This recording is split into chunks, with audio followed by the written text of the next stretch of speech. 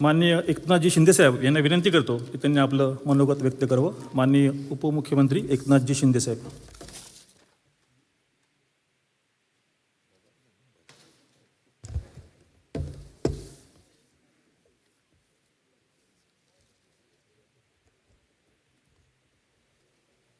मराठी भाषा गौरव दिनानिमित्त आज जावे विनोदाच्या गावा या कार्यक्रमाचं आयोजन केलं आणि मराठी भाषा गौरव दिनानिमित्त आज सगळे आपण इथे उपस्थित आहोत. या कार्यक्रमाला उपस्थित राज्याचे लोकप्रिय मुख्यमंत्री देवेंद्र फडणवीसजी, उपमुख्यमंत्री श्रीमती सुनेत्राताई पवार, विधान परिषद सभापती श्रीयुत राम शिंदेजी, विधानसभा अध्यक्ष श्रीयुत राहुल नार्वेकरजी, परिषदेच्या उपसभापती नीलमताई गोरे. कार्यक्रमाचं आयोजन चांगलं केलं तुम्ही. खरं म्हणजे आमचं भाषणं आज ठेवायलाच नको होती, यांचा कार्यक्रम आणखी ठेवायला पाहिजे होता. अण्णा बनसोडे, चंद्रकांतदादा पाटील, उदय सामंत, आशुतोष काळे आणि या कार्यक्रमाला उपस्थित ज्यांनी हा कार्यक्रम आयोजित केला, आपला जावे विनोदाच्या गावा केदार शिंदे, ऋषिकेश जोशी, सारंग भावे, अदिती प्रभुदेसाई, धनश्री दामले, उत्तरा मोने, सर्व त्यांची टीम यांचं मनापासून मी अभिनंदन करतो, मनापासूनही शुभेच्छा देतो. आणि सभागृहात देखील उपस्थित आमचे सर्व सहकारी मंत्री आहेत, सर्व आमदार, लोकप्रतिनिधी, या सगळ्यांनाच मराठी भाषा गौरव दिनानिमित्त खूप खूप शुभेच्छा देतो. आणि आजचा दिवस आपल्या सगळ्यांसाठी अतिशय आगळा वेगळा आहे आणि या कार्यक्रमाचं आयोजन देखील अतिशय आगळं वेगळं केलं. आणि पुन्हा एकदा सगळ्यांना शुभेच्छा. आज बऱ्याच ठिकाणी मराठी भाषा गौरव दिनाचे कार्यक्रम आहेत आणि म्हणून मी सुरुवातीलाच या ठिकाणी सांगतो, लाभले आम्हास भाग्य बोलतो मराठी, जाहलो खरेच धन्य ऐकतो मराठी, धर्मपंथ जात एक जाणतो मराठी, एवढ्या जगात मानतो मराठी. असं वर्णन झालेलं आहे. अमृतातेही पैजा जिंकणाऱ्या माय मराठीचे ऋण व्यक्त करण्याचा, कृतज्ञता व्यक्त करण्याचा आजचा हा दिवस आहे.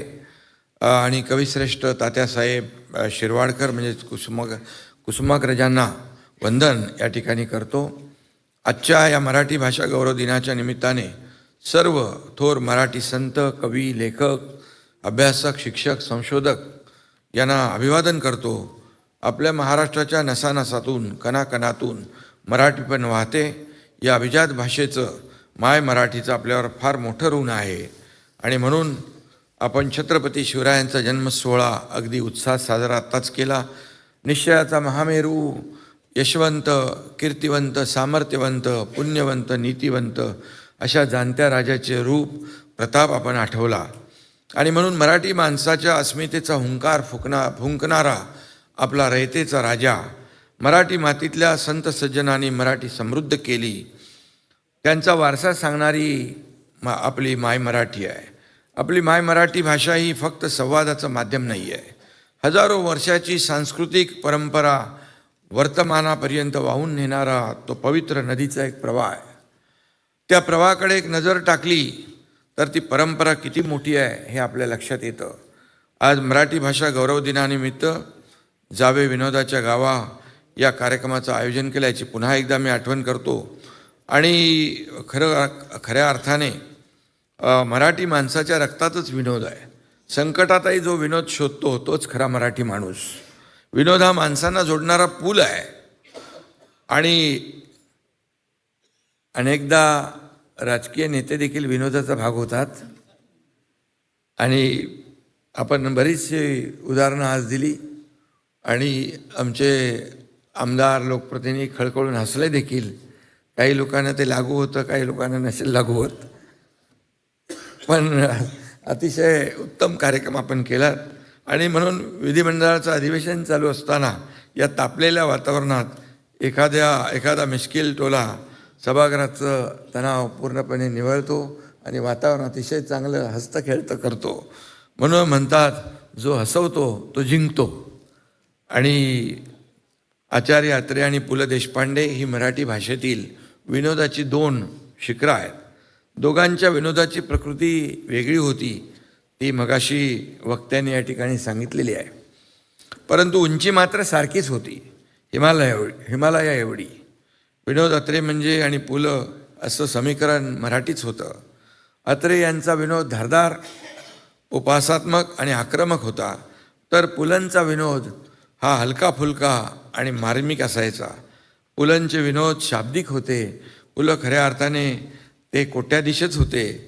आपण पाहिलेलं आहे. जावे विनोदाच्या गावा या आजच्या कार्यक्रमातून ही दोन्ही उत्तुंग व्यक्तिमत्व आज आपल्याला खऱ्या अर्थाने आपल्यासमोर आणण्याचं काम आपण सगळ्यांनी केलं. त्यामुळे खऱ्या अर्थाने सगळ्यांनाच एक वेगळा आनंद या मराठी भाषा गौरव दिनाच्या निमित्त मिळालेला आहे. नुकताच विविध निवडणुकांच्या निमित्तानं आम्ही सगळ्यांनीच राज्यभर जे दौरे केले, एका सभेतून दुसऱ्या सभेच्या ठिकाणी पोहोचायचं म्हणजे कसरतच केली. पण या सगळ्या धावपळीत मराठी भाषेची कितीतरी रूपं कानावर येतात, ती ऐकताना मोठी गंमत देखील वाटते.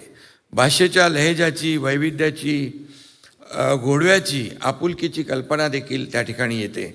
स्थानिक संदर्भानं शब्द बदलतात, अर्थ बदलतात आणि याचं सतत भान ठेवावं लागतं. भाषेची अशी गंमत असते. खानदेशी, मानदेशी, हैराणी, कोकणी, वराडी, मालवणी या साऱ्या बोलीभाषा बहिणी आहेत. महाराष्ट्रात त्या सुखाने नांदतायत. आता मराठी भाषेचा लोकल ते ग्लोबल असा प्रवास देखील सुरू झालेला आहे. महायुतीच्या काळात मगाशी नीलमताईंनी त्याचा उल्लेख केला की मराठी भाषेला अभिजात भाषेचा दर्जा मिळाला. त्यावेळेस मी मुख्यमंत्री होतो. आदरणीय प्रधानमंत्री महोदयांचं देखील मी मनापासून अभिनंदन करतो की त्यांना मराठी भाषेचा अभिजात भाषेचा दर्जा दिला. आणि देवेंद्रजींना देखील धन्यवाद देतो, त्यांनी केंद्र सरकारकडे त्याचा सातत्याने पाठपुरावा केला. माय मराठीच्या शिरपेचात मानाचा तुरा खोला गेला आणि असा हा ऐतिहासिक क्षण आपल्या सगळ्यांच्या भाग्यात देखील आला. आणि म्हणून मातृभाषेत शिकणं, मातृभाषेत अभ्यास करणं यावर आपल्या सगळ्यांचाच भर आहे. ही आपली भाषा आहे, तिचा योग्य तो मान राखलाच पाहिजे. मराठी भाषेचं अभिजातपण टिकवणं ही आपल्या साऱ्यांची जबाबदारी आहे. आणि म्हणून या भाषेतील उत्तम साहित्यकृती विविध भाषांमध्ये अनुवादित व्हायला पाहिजे. सगळ्यात महत्त्वाचं म्हणजे व्यवहाराची भाषा म्हणून मराठीचा वापर आपण सर्व क्षेत्रात प्रभावीपणे करायला पाहिजे. शासन आपला प्रयत्न नक्की करतं आहे आणि म्हणून मराठीवर प्रेम करणाऱ्या सगळ्यांनीच ही जबाबदारी आपली मानून आपापले योगदान त्यामध्ये द्यायला पाहिजे. छोट्या छोट्या प्रयत्नातून यशाचा महासागर तयार होतो. मराठीचा हा महासागर आपल्याला तयार करायचा आहे, तो आपण करतो आहे. आणि मराठीचा झेंडा 7 समुद्रापलीकडे असाच फडकत आपल्याला ठेवायचा आहे. कोणतीही भाषा काल सुसंगत राहते तेव्हाच टिकते आणि समृद्ध होते. मराठीने असे काल सुसंगतपणा दाखवला आहे. गेली 30-40 वर्षात भाषेत किती बदल झाले ते आपण अनुभवले आहेत. आणि म्हणून तंत्रज्ञानाचा वापर वाढत आहे. आपल्या भाषेने हा बदल आत्मसात केला आहे. आपली मराठी भाषा ही रोजगाराची भाषा झाली पाहिजे. आपण वयाच्या कोणत्याही टप्प्यावर असलो तरी मराठी भाषेचा अभ्यास, वाचन, चिंतन, मनन आपण कायम ठेवलं पाहिजे. आणि म्हणून त्यातूनच मराठी भाषेचा जो सगळीकडे वापर होईल. आणि म्हणून सोशल मीडियावर देखील आता मराठी भाषेची असंख्य रूपं दिसत आहेत. बोलीभाषेची वैशिष्ट्य या ठिकाणी सांगितलेली असतात. हाही एक चांगला प्रयत्न आहे. आणि म्हणून उपलब्ध साधनांचा प्रभावी वापर मराठीची कीर्ती वाढवण्यासाठी आपण केला पाहिजे. याचं सगळ्यांनीच आपण भान ठेवलं पाहिजे. विश्वकोशातील नोंदी अद्ययावत करणे, बालकोश, कुमारकोश, ऑलिम्पिक कोशाची निर्मिती, यातून शासन मराठीचे जतन करतं आहे. आज देखील नाशिकमध्ये विश्व मराठी साहित्य संमेलन आहे. आणि म्हणून मराठी भाषा मंत्री उदय सामंत यांचं देखील मी अभिनंदन करतो की ते सातत्याने प्रयत्न करतो. विश्व मराठी साहित्य संमेलन सुरू करताना आमचे मंत्री